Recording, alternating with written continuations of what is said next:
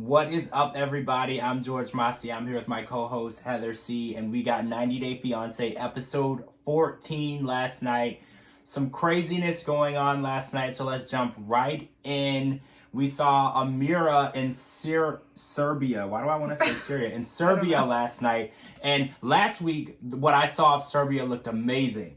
Yeah. But what I saw this week, there was some civil unrest.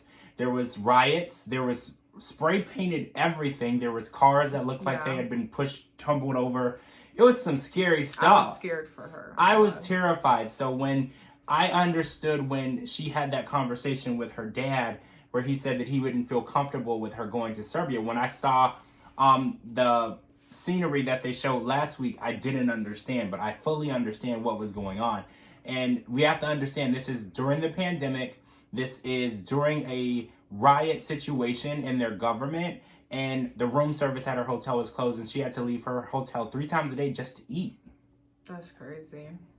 Insanity. I can't believe that she went through that. And then she informed us last night that Andrew stopped contacting her regularly once she got to Serbia, which I think is insane because he should be checking in on her and making sure that she's okay, and also thanking her for risking her life for doing this for him, because he's still sitting at home completely safe, not doing anything to support her, not taking any compromises for himself. It's always Amira, and he's not even contacting her. So I'm really disappointed in Andrew. And let's touch on one more thing on this story. He calls her, when he does call and FaceTime her, he says that he wants kids right away.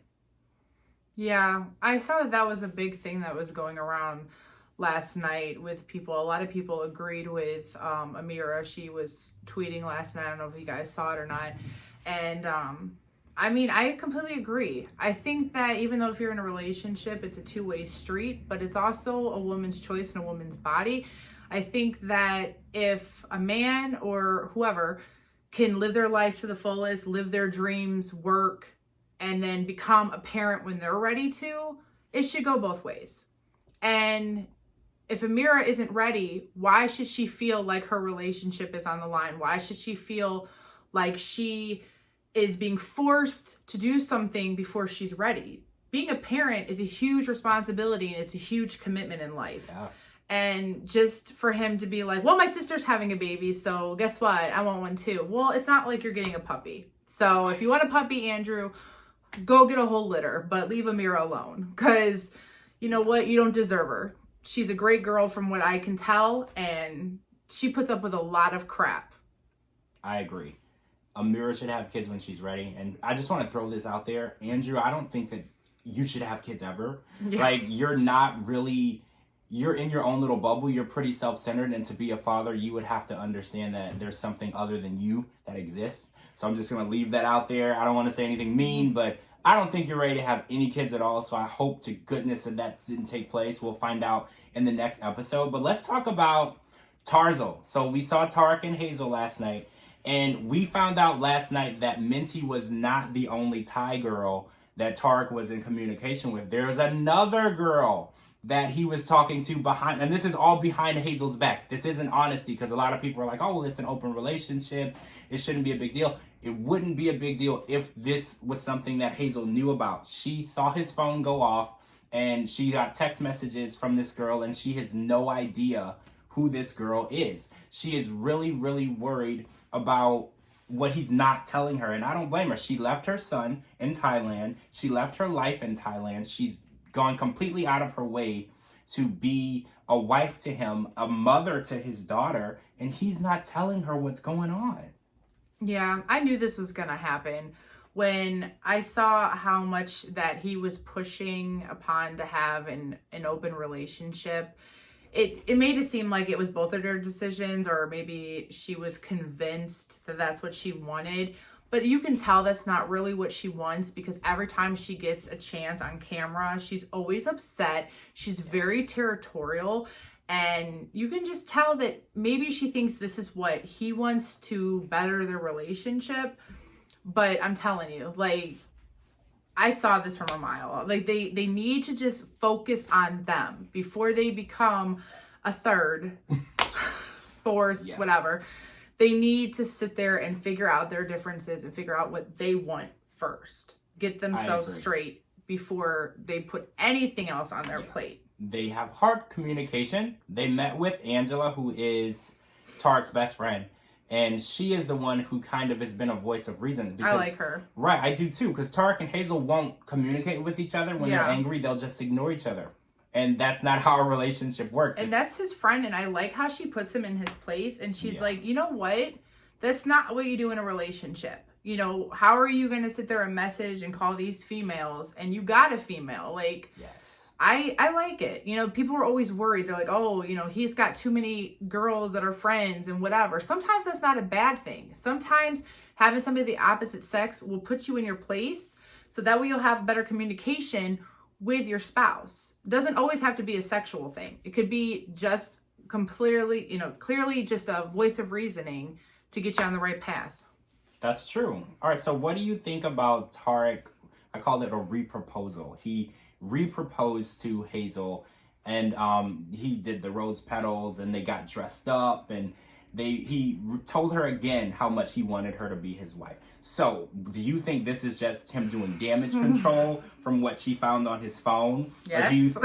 So that's exactly how you feel? Yes. I mean, no offense to them, but I'm done with their story. I really am. I feel like it's just a carbon copy over and over and over and over again.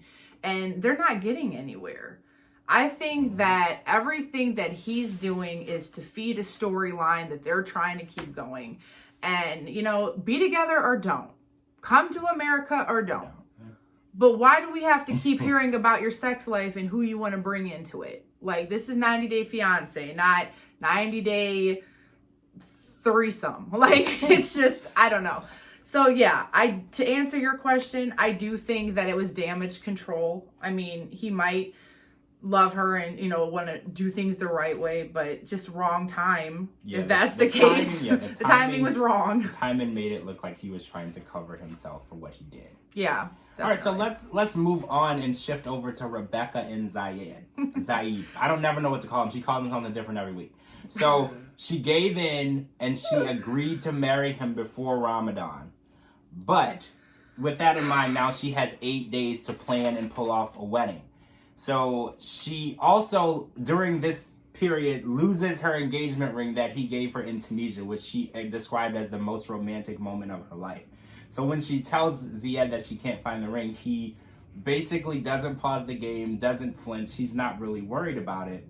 So she is actually worried now because she talked to her daughter, Tiffany, and Tiffany says, you know, this is a red flag. You know, he's not as into this relationship as you. Don't marry him. How you feel? Do you think Tiffany's just a hater? I've always felt like Tiffany was a hater. I think most of the people that they bring on this show that's supposed to be their support system are haters. I really do. Everybody that Rebecca brings in her life that's been on the show has been against her in some type of way. Her former manager or whatever, like trying to self-sabotage her in her own apartment. Like, I don't know. I mean, her daughter means well, it's her daughter, but I don't know. And as far as losing the ring, you know, you can't blame Zaid for playing the video game system that you bought him. At least he's using it, you know. I mean, right? It's the ring he gave her. It was her responsibility to keep. I mean, what does he want? Of. I mean, well, I guess maybe for all the people that are probably gonna go at me on this, yes, he probably could have paused his game and helped her look for it.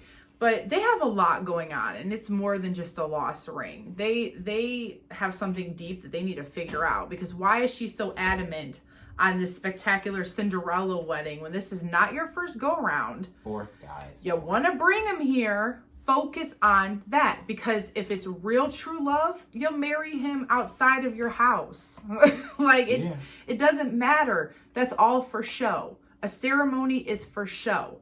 Love is love. And it's like, for her to be mad and be like, well, I'm not going to do this because this isn't the timeline. Stop comparing him to your ex. He's not your ex. It's true. And I think that's it. She gets mad at everybody for it, but she's the main one.